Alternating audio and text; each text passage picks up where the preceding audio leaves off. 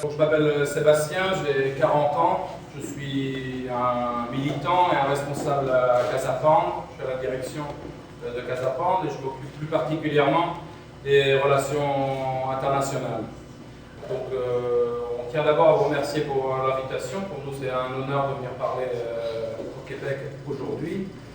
Je suis moi-même personnellement très attaché au Québec, j'y suis né.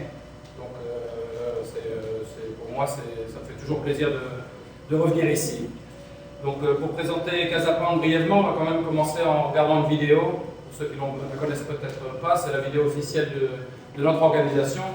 Et elle résume un peu le travail que fait Casapande. Donc, Casapande est une organisation politique classique. On se présente aux élections, on a des candidats, etc. Pour bien comprendre Casapande, et on insiste, nous, on est un mouvement. Un parti politique, c'est une chose très particulière, ça fait des élections, etc. Casapande, un mouvement, ça veut dire que ça englobe toute une série d'activités sportives, associatives, solidarité internationale. Et donc cette vidéo résume un peu nos activités qui sont articulées autour de grands axes comme la solidarité, l'action, la culture et le sport.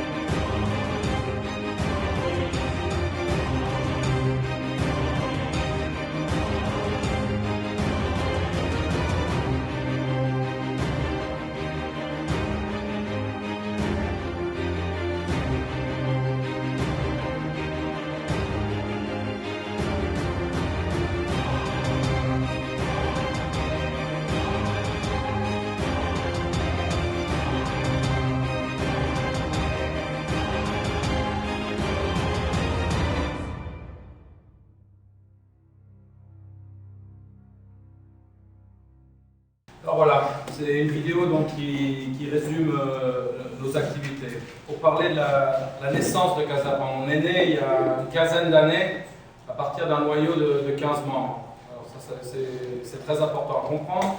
Il y a plus de monde dans cette assemblée aujourd'hui qu'à la naissance de Casapan il y a une quinzaine d'années.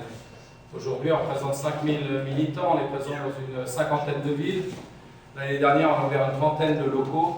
Donc les locaux, c'est soit des pubs, soit des salles de sport, soit des librairies. En tout cas, il faut toujours qu'il y ait une fonction d'agrégation, la capacité d'attirer les gens socialement. Donc on a ouvert plus de 30 locaux cette année. Donc aujourd'hui, Casapan, ça représente 5000 militants. Il ne faut pas oublier qu'à la naissance, c'est né de la volonté d'une quinzaine de militants qui se retrouvaient dans un contexte particulier. Donc dans les années 90, on va dire dans ce qu'on appelle l'extrême droite aujourd'hui, il y avait différentes tendances. Il y a une tendance plus à la politique classique, mettre une cravate, essayer de convaincre la population, et une autre plus urbaine, les stades, les skinheads, etc. À cette époque, il y a une quinzaine de jeunes militants qui ne se reconnaissaient pas complètement ni dans une route ni dans l'autre, et ils ont ouvert un pub en fait. Donc ça fait rire les gens. Paradoxalement, Casapan, c'est né d'un groupe de musique, Zeta Zero Alpha, et d'un pub qui était un lieu de rencontre. Donc ce pub très vite a attiré, en italien on appelle ça des chiens abandonnés, des gens qui ne se retrouvent pas dans des structures classiques et qui ont fréquenté notre pub. Et après des longues soirées dans le pub, sont nées une multitude d'initiatives nouvelles, avant-gardistes. Et donc ça a donné lieu à la première occupation d'un bâtiment, donc, ce qui était fait traditionnellement par l'extrême gauche. On a occupé en fait une école qui est en périphérie de Rome pour la première fois. Donc ça a créé un débat, à la fois à l'extrême gauche qui nous accuse de les copier, et à la fois au sein de l'extrême droite qui disent bah, ça c'est pas des méthodes de chez nous, c'est pas conventionnel, c'est anticonformiste, etc. La réponse à l'époque on ne s'appelait pas encore Casapan, mais de notre communauté c'était de dire bon bah, il y a Gabriele D'Annunzio qui est un poète italien et un militaire. Après la Première Guerre mondiale, il a occupé une ville entière qui s'appelait Fiume. Et nous on dit on ne copie pas l'extrême gauche Berlin des années 80, les milieux autonomes, on a des racines qui nous sont propres. Et donc D'Annunzio avait occupé une ville entière, nous on s'est contenté d'un bâtiment. Donc on n'est pas en train de copier l'extrême gauche du tout. Et donc cette occupation qui s'appelait Casamantag a donné lieu à une première saison, une année d'activité qui ressemble un peu à ce que vous avez vu dans la vidéo déjà. Il y avait la crise économique en Argentine à l'époque, on a organisé les premières missions de solidarité donc, pour l'Argentine. Et ensuite, tout un tas d'activités, les ciné-clubs, la culture, le sport, l'agrotourisme, etc. Après un an d'activité de concert aussi, évidemment, la musique est très importante. Après un an d'activité, on a décidé de passer à la vitesse supérieure et d'occuper un bâtiment donc, qui se trouve au cœur de Rome, à côté de la gare centrale de Rome, la gare Termini, qui est un quartier difficile, comme toutes les gares en Europe. C'est des quartiers qui sont en général mal famés, avec des problèmes de drogue, de prostitution, etc. Symboliquement, c'était très important. Le quartier où se trouve Casapan est un quartier avec 80% d'immigrés. C'est un quartier difficile. Et en fait, en occupant un bâtiment en plein centre d'une grande ville, d'une capitale européenne, on veut d'abord créer une sorte de laboratoire et ensuite prouver que c'est possible. Donc on ne s'est pas posé tant de questions. Et la quinzaine de personnes qui s'est réunie la veille de l'occupation de Casapan, on était quasiment sûrs d'échouer. Mais ils se sont dit pourquoi pas. Ça a été fait le 27 décembre il y a 11 ans. Et donc c'était entre Noël et le jour de l'an, une quinzaine de personnes avec des familles qui ont occupé ce bâtiment. Écoutez, les gens, on n'aurait jamais pensé, je vous dis aujourd'hui, il y avait une manifestation à Rome avec la Ligue du Nord. Notre vice-président a été invité sur scène avec le leader de la Ligue du Nord. Il y avait 50 000 personnes pour l'écouter. On est parti d'une quinzaine de personnes, donc il ne faut surtout pas écouter les mauvaises langues. Et donc en occupant ce bâtiment, au début, on a mis des familles, elles sont en majorité, c'est des familles italiennes en difficulté qui ne militent pas à Casapan. Donc on leur impose des règles claires, c'est des gens qui viennent nous voir, ils sont en difficulté, on exclut les gens qui ont des problèmes de drogue ou qui ne sont pas capables. Il y a une vingtaine d'enfants qui vivent dans le bâtiment, donc il faut être capable d'être socialisé. Ce n'est pas un jugement moral qu'on fait sur les gens, C'est possible qu'on perd son emploi, on est veuf, on se drogue, on a des problèmes, et nous on n'a pas la capacité médicale d'assister ces gens-là. Donc on essaye, on ne demande pas aux gens de s'impliquer politiquement, mais on leur demande de respecter les règles de base dans notre bâtiment, qui ne sont pas de drogue, pas d'armes, pas de prostitution. Une fois qu'ils respectent ces règles, ils restent chez nous le temps nécessaire pour rebondir, refaire leur vie. Il y en a qui sont là depuis le début, et il y en a qui, au bout de 6 mois, 8 mois, 1 an, mettre de l'argent de côté et arrivent à s'en sortir. Donc 80% de l'action que Casapan entreprend est d'ordre social. Donc on adresse, comme toutes les autres organisations, les thèmes importants comme l'immigration, etc. Mais l'action sur le terrain est principalement d'ordre social. À l'époque, quand Casapan est né, les gens ne comprenaient pas trop. Aujourd'hui, que la crise économique, en tout cas en Europe et chez vous aussi maintenant, se fait sentir, c'est des thèmes, les gens ne comprenaient pas l'usure, le système bancaire, le système capitaliste, c'est des choses qui intéressaient peu les gens. Aujourd'hui, elles sont au centre de tous les débats. Et donc Casapan a tendance à s'adresser, à se confronter d'abord au système économique et ensuite à ses conséquences, qui peuvent être l'immigration, l'islamisation ou d'autres épiphénomènes. Mais le problème de base, pour nous, c'est un problème économique.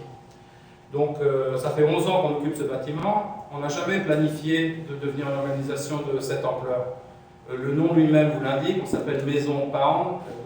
On a pris le nom d'Ezra Pound, un poète américain, et donc qui avait beaucoup écrit contre l'usure des banques, et qui a été arrêté après la Deuxième Guerre mondiale pour son engagement du côté des fascistes, a été interné. Ils auraient bien aimé le tuer comme ils ont fait avec Brasillac, mais il était trop populaire, ils sont contentés de le déclarer fou. Il a passé une dizaine d'années dans un hôpital psychiatrique aux États-Unis.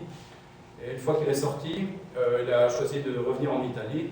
Et donc nous, on avait choisi un poète, déjà parce que symboliquement, c'est un geste fort, ça veut dire qu'on accorde de la place à la culture. Mais c'est vrai qu'aujourd'hui, on s'appelle Casapan, et à l'époque, une organisation qui s'appelle Maison Pound, ça semble absurde. Si on a grandi comme ça, on n'avait jamais planifié. C'est les gens spontanément qui sont venus chez nous frapper à la porte. Donc ça a commencé évidemment à Rome, les gens de Rome qui sont venus, ensuite des gens d'autres provinces, d'autres organisations politiques qui nous rendent visite. Et ils reviennent dans leur ville et ils disent « Moi j'aimerais bien faire quelque chose de similaire dans ma ville. Il faut sélectionner les gens qui sont sérieux, qui sont dignes de confiance. » Et après on a essaimé comme ça dans toute l'Italie. Comme on l'a rappelé au début, Casapan n'a pas vocation à s'exporter. Donc les rapports qu'on peut avoir avec vous sont très sains. On vient vous présenter ce qu'on a fait, vous pouvez retenir ce qui vous intéresse, laisser à part ce qui est spécifiquement culturel ou spécifique à l'Italie, etc.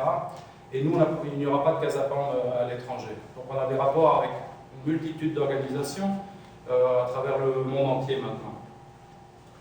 La chose à savoir, c'est que Casapan c'est possible pour vous de nous rendre visite. Ça coûte 10 € par nuit.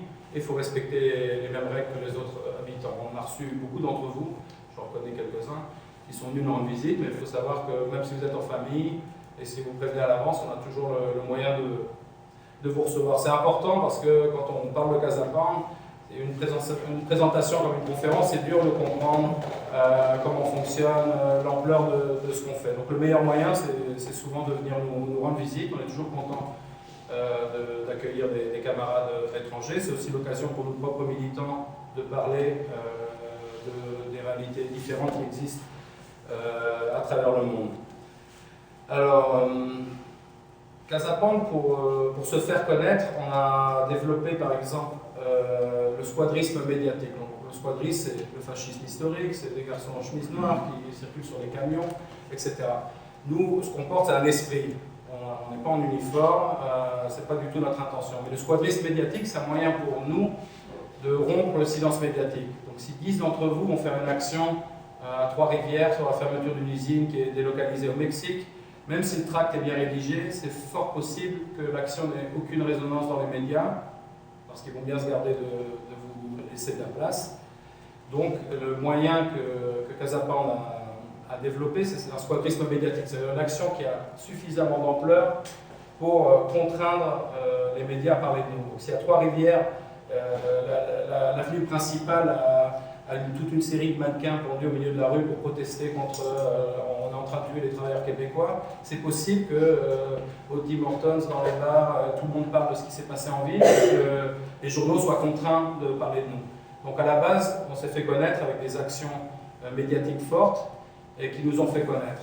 Alors il faut savoir que ce type d'action comporte des risques judiciaires. Nos militants, on a des centaines de procès en cours, mais ça fait partie on est des révolutionnaires, ça fait partie du jeu. Alors pour illustrer ça, je vais vous montrer une vidéo. Donc notre vice-président, nous sommes opposés à l'Union européenne et on a décidé donc de prendre le drapeau symboliquement, enlever le drapeau de l'Union européenne dans le bureau de l'Union européenne qui se trouve au cœur de Rome. Et donc on a fait une action médiatique qui a eu une résonance nationale, c'était sur toutes les télévisions. Par contre, notre vice-président a été arrêté. Mais ce qu'il faut comprendre, c'est que c'est notre responsable, mais il porte un masque. Donc on aurait pu mettre n'importe qui, un garçon qui n'avait pas de casier judiciaire, etc. Mais on croit à la hiérarchie, à donner l'exemple. Donc c'est notre vice-président qui choisit de prendre des risques judiciaires. C'est lui qui va se faire arrêter au détriment à la place des autres. Ce qu'il faut comprendre aussi dans la vidéo, pour ceux qui ne parlent pas italien, c'est qu'il y a une résistance qui se fait contre la police et nos militants tiennent la ligne jusqu'au bout. Après, tu les vois partir en courant. Les grands guerriers de l'Internet s'amusent bien à commenter toutes nos actions. Il faut savoir que quand ils lancent le drapeau européen, ils disent prenez ce torchon et allez-vous-en avant que la police vous arrête. Avant qu'ils donnent l'ordre, personne n'a bougé.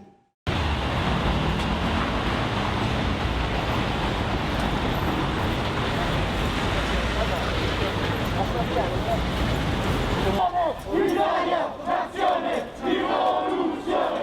Italia, nazione, rivoluzione! Italia, nazione, rivoluzione! Alla combatterla, dopo! Rivoluzione! Dietro lo striscione! La maschera!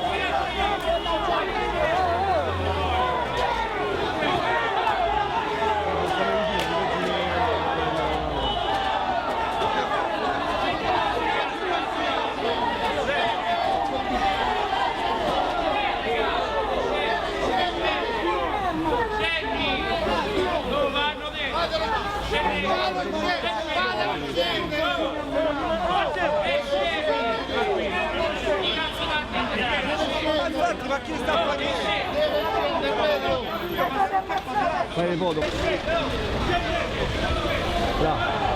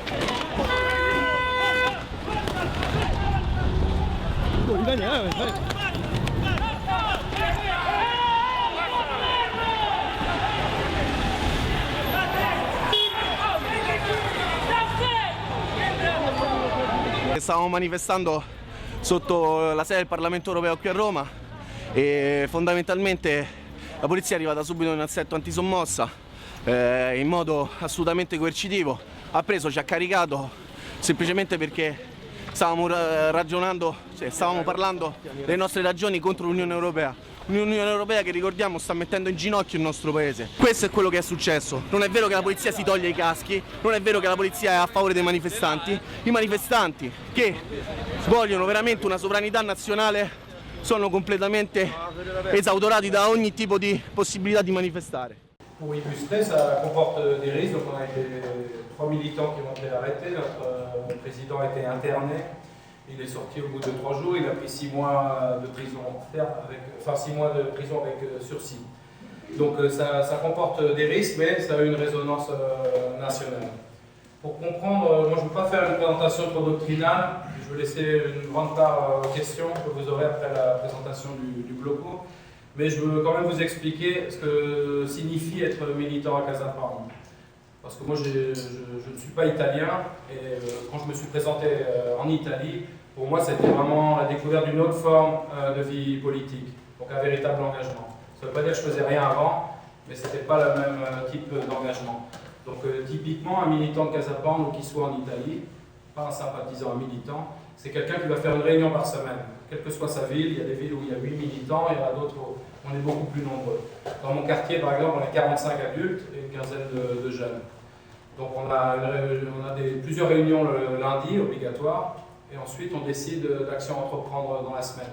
En général, il y a au moins un collage de nuit, et ensuite une action publique, ça veut dire la sortie d'une station de métro, distribution de tracts, etc. Les conférences sont obligatoires, elles sont ouvertes au public, mais les militants sont tenus d'y aller. Donc ça c'est le minimum. Quand on a la réunion, au moins sur 2 des actions, il va falloir lever la main. Si tu n'es pas d'accord, si ça ne te convient pas, tu es un sympathisant, tu peux acheter nos t-shirts, tu peux fréquenter nos pubs, tu peux aller à un concert, mais tu n'es pas un militant. Donc ça comporte quand même un certain type d'engagement. Nos adversaires vont nous dire, vous êtes assez sectaire, vous avez un seul chef, vous êtes très discipliné. La seule différence, c'est qu'à la différence des sectes, chez nous, il n'y a que des volontaires. Donc personne t'a demandé de rejoindre Casa Pound. Si tu as choisi de t'engager, t'es volontaire, et si tu veux partir, tu peux t'en aller. Donc ça n'a pas cet aspect sectaire comme les autres veulent bien le dire, c'est plus similaire à la Légion étrangère ou une organisation de volontaires. Donc ça c'est important de comprendre, c'est aussi un message d'espoir, ça veut dire que quelle que soit la ville où vous vous trouvez, si vous êtes 5 ou 6 personnes motivées, vous vous réunissez une fois par semaine et décidez d'une action, ça peut être tout type d'action, même modeste. Hein. Mais bon, c'est déjà un début. Et ensuite, les choses, si tout va bien, bon, il y en a un qui est plus lâche que les autres, qui va nous abandonner, c'est fatal, mais ça risque d'attirer aussi 2 autres jeunes. Il faut être patient, il faut travailler constamment, il ne faut pas se décourager. Ensuite, il y a des choses qui nous aident quand même. À la différence d'autres organisations politiques, elles existent en Italie. On accorde une grande part à la musique, à la culture, au sport. Alors on a par exemple les sports de combat, le MMA, la boxe thaïlandaise, etc. C'est plus facile pour moi, avec un collègue de travail ou à l'école, de dire est-ce que tu viens avec moi dans la salle de sport ou est-ce que tu veux venir à un concert, qu'une conférence comme on fait aujourd'hui. Ça s'adresse à des gens qui sont déjà un peu motivés, déjà intéressés. Donc c'est beaucoup plus facile pour nous d'utiliser la musique. On est encore une des rares organisations qui accorde une large part à la musique, mais ce n'est pas du tout un détail. C'est-à-dire, vous m'expliquerez pourquoi un jeune à Montréal ou à Rome, quand il marche dans la rue en voyant un de nos autocollants, il trouverait la volonté de dire à ses 2 copains viens, on va à la conférence, ou viens, ils ont l'air sympas. D'abord, quand ils vont venir chez nous, ils n'ont pas les codes vestimentaires qui vont bien, ils ne savent pas se comporter, peut-être qu'ils se droguent, peut-être qu'ils écoutent un autre type de musique, leurs parents pensent différemment. Donc le passage entre leur vie d'adolescent, MTV, la culture d'aujourd'hui, et rentrer dans nos organisations, c'est très difficile à faire. Parfois ça se fait par cooptation, ton frère ou ton quartier, mais c'est extrêmement difficile à faire. Je ne dis pas qu'on a la solution, je dis que c'est plus facile quand un groupe, mon président est aussi un chanteur d'un groupe de musique alternative. Donc c'est beaucoup plus facile pour toi au lycée, à l'université, de dire à un de tes amis, viens à un concert, lui il paye l'entrée à la porte. Si on trouve la force de l'accueillir correctement, ça restera une expérience positive et peut-être qu'un jour il va acheter un autre t-shirt. Le jour où tu endosses un autre t-shirt, tes adversaires t'identifient comme un des nôtres et peut-être qu'ils vont t'agresser physiquement, c'est notre spécialité, lâchement en général, en groupe. Et un garçon qui n'est pas très motivé, ben, il va dire c'est la fin de sa grande carrière politique, il va dire moi ce type de vie ne me plaît pas. Et il y en a d'autres qui ont un peu plus de caractère, qui vont dire moi je mets le t-shirt que je veux et je continuerai. Donc les gens se rapprochent de nous parfois pour des motifs futiles, les tatouages, une vie alternative, les concerts, etc. Mais ça te permet de pêcher, entre guillemets, dans un bassin de jeunes beaucoup plus large qu'un message sur Internet, par exemple.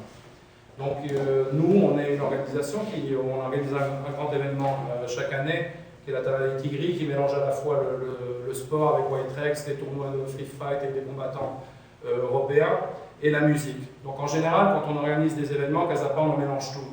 Il y aura un événement culturel, du type théâtre, une exposition de photos, il y aura une partie culturelle, des conférences, le sport, la musique, le divertissement, etc. On ne veut pas du tout colporter l'image d'une organisation austère. Donc c'est très bien. Cette journée l'illustre parfaitement. Là, on a fait une conférence aujourd'hui, ce soir il y aura un concert. C'est très bien de mélanger les deux. Seulement si tu fais une conférence strictement culturelle, ça va intéresser des gens qui lisent des livres. C'est dommage, parce qu'il y a des jeunes peut-être, si on arrivait à les faire passer dans une conférence, peut-être que ce qu'on dit les intéresse, à la fin de la conférence, ils achètent un livre, et puis bon, c'est déjà un passage. Donc c'est très important, cette vision globale. Le but, c'est vraiment de concevoir le militantisme. Il y a l'Internet, évidemment, hein, on l'utilise beaucoup, et il y a tout le reste, la vie quotidienne, ça veut dire socialement, le sport. Et ensuite, c'est un peu la recommandation qu'on fait à chaque fois. Parfois, ça arrive que des jeunes viennent d'une autre ville et disent « on voudrait faire Casapam dans notre ville ». La première étape, c'est on leur demande de créer une communauté. Donc ça se fait pas artificiellement. Pendant un an, ils vont relayer nos activités, mais ils ne seront pas Casapam avec le nom de la ville. Après, normalement, naturellement, avec la méritocratie, etc., il y a un responsable qui va émerger, et donc ça sera la naissance d'une communauté. Une fois qu'on a une communauté forte, c'est plus facile d'attirer d'autres. Donc là, je vais laisser les deux plus jeunes expliquer un peu comment fonctionne le Bloco Studentesco. Et ensuite, je voudrais laisser une large partie pour vos questions. C'est beaucoup plus simple. Si vous me demandez comment vous fonctionnez, comment vous financez, profitez-en. On sera aussi là ce soir, donc n'hésitez pas à venir nous voir même après la conférence pour en discuter. Et donc, on va commencer en présentant une vidéo, la vidéo officielle du Bloco Studentesco, donc qui est l'organisation lycéenne étudiante de Casapam.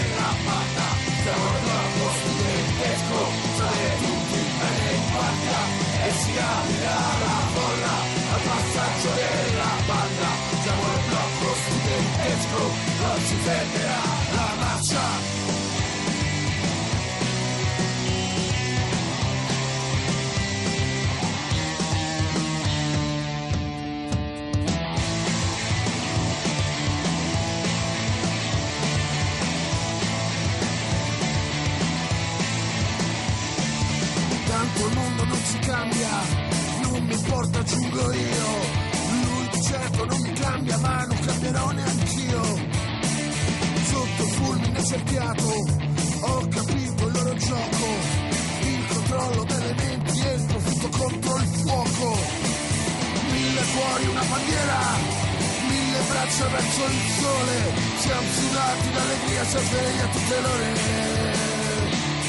1000 cuori, una bandiera, 1000 braccia verso il sole. Siamo sudati d'allegria, si sveglia tutte le ore. Si aprirà la folla al passaggio della banda. Siamo il blocco studentesco, siamo tutti bene in guardia. E si aprirà la folla al passaggio della banda. Siamo il blocco studentesco, non si fermerà la marcia.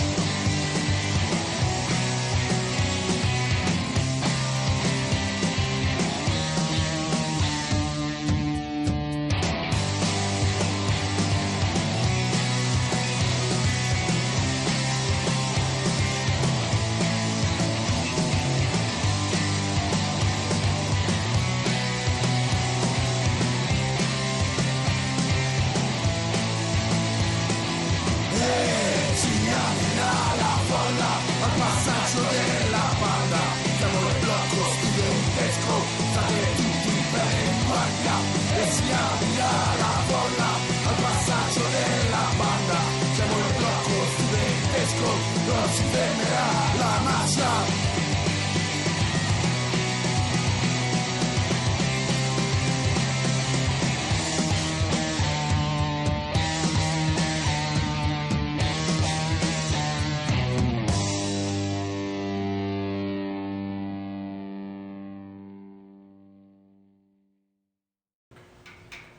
Buongiorno a tutti, sono Alessandro Catani, responsabile del blocco studentesco di Roma. Innanzitutto voglio ringraziarvi di essere qui e soprattutto gli organizzatori per aver dato a noi questa possibilità di raccontarvi Casa Pound e il suo movimento giovanile blocco studentesco, seppur in maniera sintetica.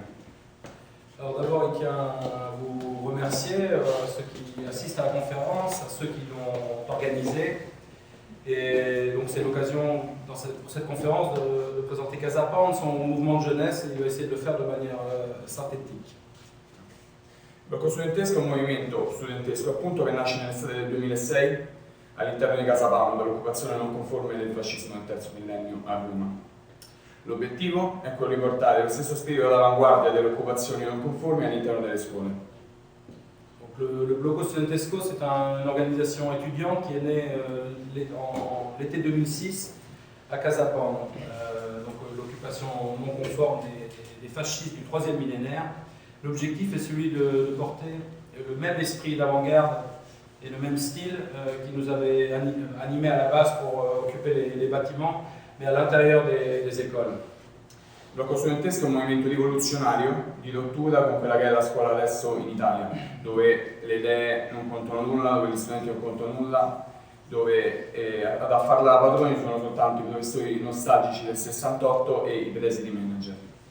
Donc le Blocco, c'est un mouvement révolutionnaire de rupture totale avec l'école moderne en Italie. Donc l'école moderne, on entend l'école usine, où nos idées sont évidemment bannies et interdites, et ensuite où les étudiants ne comptent rien, évidemment, et où en fait les patrons sont des professeurs nostalgiques de 68, ou des espèces de directeurs d'école, managers modernes.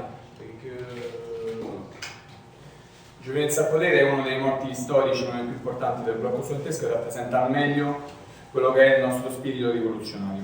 Le slogan qui illustre le mieux l'esprit révolutionnaire du Blocco, c'est la jeunesse au pouvoir.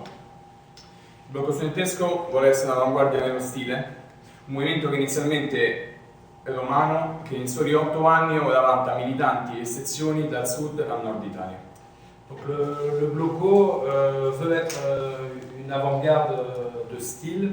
C'est un mouvement qui est né initialement à Rome et qui en moins de 8 ans maintenant à des militants à travers toute l'Italie, donc du nord au sud. Il programma innovativo del blocco studentesco e lo spirito soprattutto ha fatto sì che nel 2011 ad essere il primo movimento così romano per voti all'interno delle elezioni studentesche. Alors c'est un programme innovatif avec un esprit révolutionnaire. En fait, ça a amené le Blocco en 2011 à être le premier mouvement de jeunesse à Rome en termes de vote dans les élections étudiantes. Alors ça, je fais une petite parenthèse, c'est très particulier à l'Italie. Ça n'existe pas en France, par exemple, dans les lycées, donc pour les jeunes de 12 à 18 ans, il y a des élections politiques dans les lycées, un peu comme on a à l'université. Donc c'est très particulier, des listes d'extrême gauche, antifascistes, des listes d'extrême droite, mais très jeunes, dès l'âge de 14 ou 15 ans. Donc ça c'est une particularité italienne. Ovviamente la strada per ottenere questi risultati non è mai stata facile. Il blocco studentesco ha dovuto sempre fronteggiare sia l'odio antifascista che la repressione dello Stato per difendere il proprio diritto di esistere e di manifestare. Donc la route pour arriver, le chemin à parcourir pour arriver à ces résultats a été évidemment très difficile. Donc ils ont dû faire face à une forme de haine antifasciste, parce que les organisations du type de Casa Pound n'existaient plus dans les lycées depuis longtemps. Donc ce retour en force d'une organisation comme la nôtre, évidemment ça a créé des fortes tensions avec les antifascistes qui considéraient ça comme leur précaré. Et aussi une répression de l'État, évidemment. Donc avec des dénonciations, des militants en prison, etc. Tout ça pour avoir le droit d'exister, le droit de manifester, le droit de s'exprimer politiquement au même titre que les autres. Je mentionne aussi parce que parfois dans les médias, on parle souvent du Blocco comme une organisation qui fait une intrusion dans les écoles. On parle de nous comme d'éléments étrangers, qui ferait un blitz violent dans les écoles. Ils oublient de dire qu'on a été élus démocratiquement et qu'on a le droit, comme les autres, de faire de la politique dans les lycées. Donc c'est un droit qu'on a gagné de faire de la politique dans les lycées. Tra i casi più eclatanti possiamo trovare quello del 2008 a Roma durante una manifestazione studentesca. Il blocco studentesco ha dovuto fronteggiarsi con i militanti dei centri sociali nella centrale Piazza Navona, e tra cui noi eravamo un centinaio, loro erano quasi 500 militanti dei centri sociali, e dagli scontri che ne sono derivati la polizia ha arrestato 30 militanti del blocco studentesco, 30 da arrestati e denunciati, e uno solo dei militanti dei centri sociali. Un des cas les plus connus, vous en avez vu quelques images dans la vidéo initiale officielle, ça s'est déroulé Piazza Navona, donc en plein cœur de Rome, une des plus belles places de Rome, où il y avait une manifestation qui était animée par le Blocco, qui a rassemblé plus de 20 000 étudiants, où des antifascistes se sont présentés. Bon, le plus âgé d'entre nous à l'époque devait avoir 22 ans, et en face, des gens qui avaient mon âge, une quarantaine d'années, 35 ans. À la fin de cette bagarre, il y a eu 30 membres du Blocco arrêtés, qui sont encore en procès aujourd'hui, et un seul antifasciste. E ora Daniele ci mostrerà un video di un'azione che abbiamo fatto nel 2012 Okay. e l'altra della patria. Là, vous allez voir une action qui a été faite en 2012. Et donc ça, c'est sur le monument central à Rome. Contro il governo Monti. À l'époque, on avait un gouvernement qui s'appelait Monti qui n'avait pas fait l'objet d'élection. Ils nous ont nommé un responsable politique sans même faire d'élection. Je parle du pays entier, là. Je ne parle pas d'une université.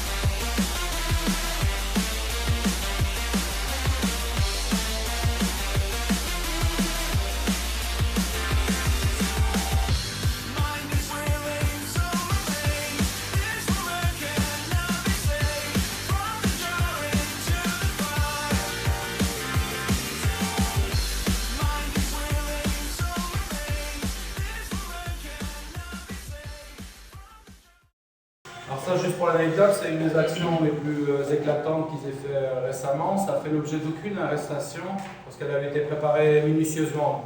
Les militants du Bloco s'est amusé en fait. Donc ils ont fait semblant d'être des visiteurs pendant plusieurs fois pour voir un peu comment ça fonctionnait. Ils avaient vu qu'il y avait un gardien qui s'endormait systématiquement pour surveiller l'escalier. Donc ils sont passés, c'est complètement interdit. En plus il y a des risques, c'est des capitales, il y a des risques terroristes, etc. Donc il y a une surveillance particulière. Toujours est-il que ça a été très bien préparé, donc ils sont arrivés jusqu'au toit. Et en fait quand on les voit redescendre dans la vidéo, là, et au lieu de s'enfuir en courant, il y avait un gardien, un policier de faction. Et en fait ils sont allés voir, le bandeau était à la sortie. Et ce policier les a gentiment raccompagnés jusqu'à la porte en sortant de la journée. Donc lui, je ne sais pas s'il a encore son travail, mais pour dire qu'il y a une répression, mais quand on fait attention, qu'on prépare bien un type d'action comme ça, on arrive quand même à faire la différence. Un grande punto di forza del blocco studentesco, come abbiamo detto prima, è il suo programma e ora Daniele magari ce lo illustrerà in maniera più dettagliata. Alors, la grande force du Bloco, on l'a expliqué avant, c'est un programme. C'est son programme. Alors, je ne l'ai pas dit pour Casapound, mais on a des racines politiques qui sont très claires. Donc, nous, l'expérience, une de nos revendications, c'est le fascisme italien. Mais bon, aujourd'hui, les dynamiques changent, il y a des nouveaux phénomènes comme l'immigration, etc. Donc c'est très important de maintenir un esprit et de l'adapter aujourd'hui. Donc on adresse des problèmes pragmatiques. Hein. Les gens, ils ont des problèmes quotidiens et la politique, c'est quand même fait pour apporter des réponses aux gens. Je rajoute aussi que très souvent, le défaut de nos milieux politiques, c'est de croire que le peuple est imbécile. Donc nous, on a raison, on énonce des vérités aux gens, et eux ne comprennent pas parce qu'ils sont aveugles, parce qu'ils sont stupides, etc. Je ne suis pas du tout sur cette même ligne. Je suis persuadé que si on représentait une alternative crédible à nos peuples, ils viendraient vers nous. Donc il faut, avant de désigner du doigt tous les défauts de nos adversaires, les antifascistes, etc., il faut quand même se regarder dans la glace en disant est-ce qu'on représente une alternative crédible pour le Québécois moyen, pour l'Italien moyen. Donc il y a un effort à faire. Ensuite, il faut peut-être aussi élargir la définition de l'antifasciste. Ça veut dire qu'on a tendance, quand on est plus jeune, à voir l'antifasciste comme celui qui a le t-shirt du groupe antifasciste, etc., une sous-culture.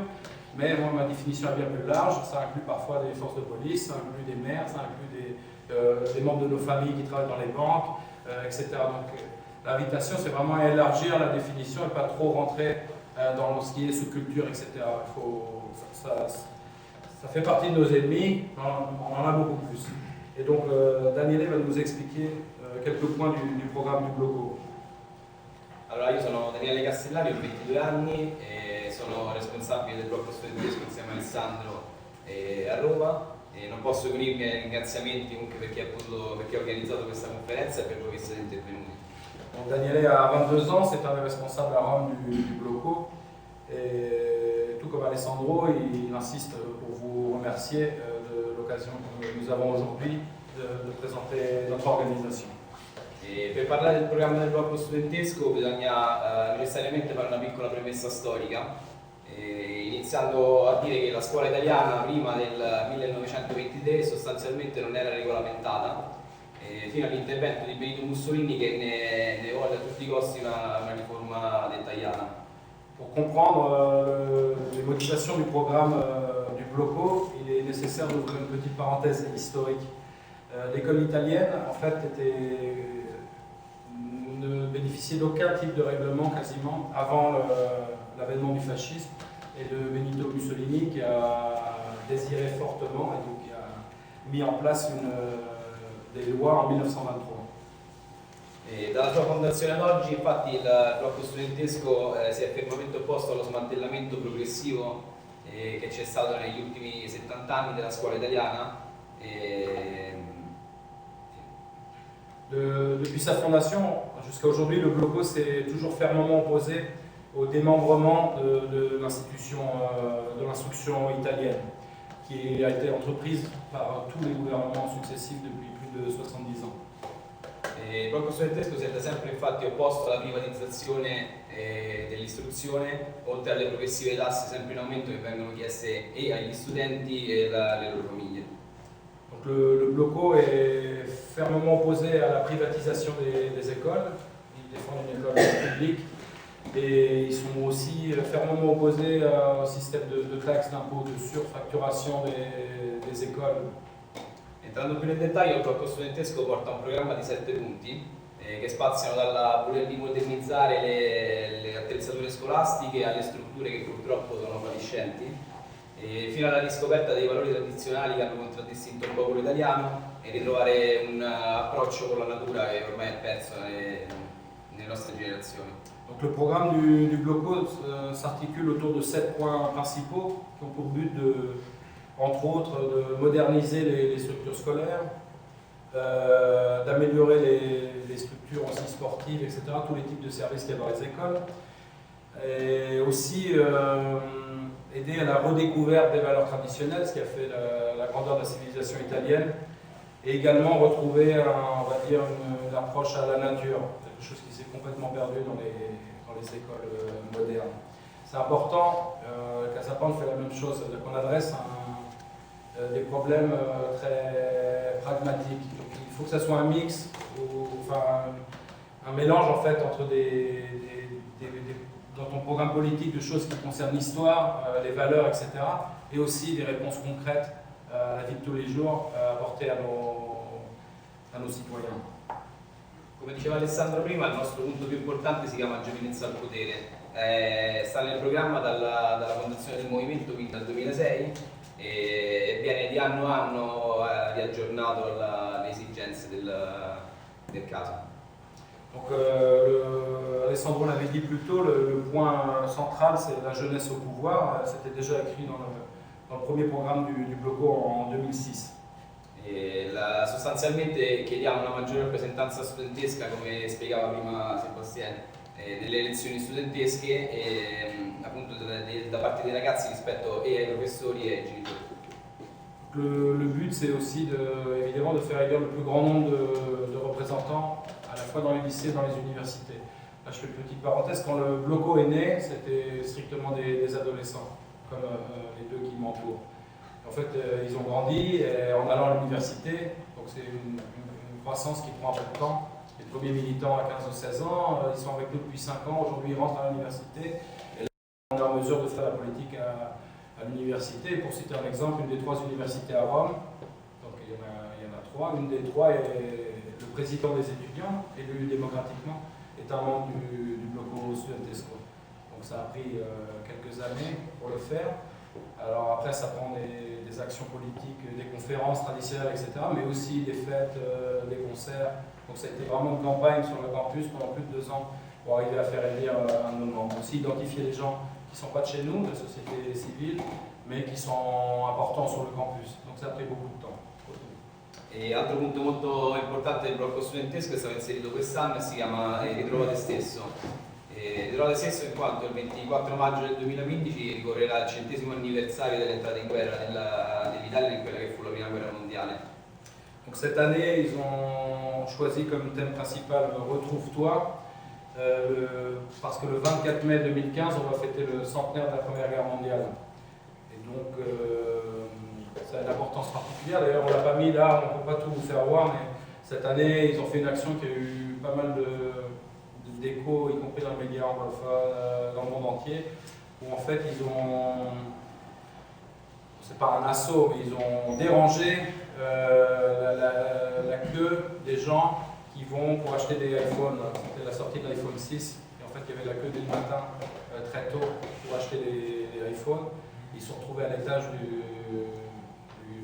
en haut du magasin et ils ont jeté des œufs, de la farine, des tracts, etc.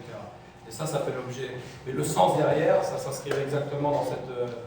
on n'est pas dans les tranchées aujourd'hui, on n'est pas des soldats. Mais on invite les jeunes à redécouvrir l'esprit guerrier qui a animé autrefois le peuple italien, qui a fait son indépendance, etc. Et donc c'est l'occasion pour eux, dans le tract de revendication, de dire aux jeunes Italiens, tu n'es pas seulement un mouton qui fait la queue pour acheter ton iPhone, tu viens d'un peuple, d'une lignée, et donc c'est comme ça qu'on adresse des thématiques comme celle-là, celle du centenaire. Sì, come stava spiegando Sebbe, da questo centenario deve ricominciare, secondo il blocco studentesco, la riscoperta di quei valori che hanno caratterizzato lo spirito dei soldati italiani che hanno difeso con onore il sacrificio della propria vita nei confini italiani e nelle trincee. Donc le but, c'est évidemment de faire redécouvrir aux jeunes leur histoire et leurs valeurs, l'héroïsme, le courage, des termes que plus personne n'ose prononcer et qui ont caractérisé l'histoire du peuple italien, qui a défendu donc ses frontières avec les tranchées il y a 100 ans. Proprio per questo il blocco studentesco propone che gli studenti nelle scuole superiori vengano organizzati dei viaggi, dei percorsi a tema nei luoghi sacri alla patria. Donc la réponse concrète pour ça, au-delà de l'action, par exemple contre l'iPhone, c'est aussi d'exiger des institutions la possibilité de découvrir directement cette expérience en organisant des voyages, des excursions sur les lieux historiques de la Première Guerre mondiale. La grande forza del blocco studentesco è fondamentalmente il sindacalismo studentesco, ossia la capillarità in ogni scuola, prima romana e poi italiana, che ha permesso ai ragazzi del blocco studentesco all'interno delle scuole di organizzare proteste specifiche per quanto riguarda l'istituto in cui vanno o magari più grandi unendosi in un contesto generale di manifestazioni. La force du bloco, c'est une capillarité en fait, sur le territoire. Donc, dans chaque école, d'avoir des militants qui relaient les initiatives nationales, comme on l'a dit là, sur le centenaire, mais aussi celles qui sont spécifiques à l'école. Le gymnase qui ne fonctionne plus, l'amiante, des problèmes qui sont spécifiques à l'école. Et donc cette capillarité générale sur les écoles permet en fait d'avoir des relais. E concludendo, il compito, seppur arduo in questi giorni del blocco studentesco, è quello di voler creare una generazione di ragazzi che abbiano uno sguardo critico e la riscoperta dei valori che hanno caratterizzato il fascismo italiano all'inizio secolo. Le grand défi du bloco aujourd'hui, donc ce mouvement de jeunesse de Casapan, c'est en fait de construire, de créer, de fonder une génération de jeunes qui sont capables de regarder le monde avec un regard critique, mais avec des valeurs qui sont caractérisées par l'expérience du fascisme italien. Et on va vous faire voir une autre vidéo.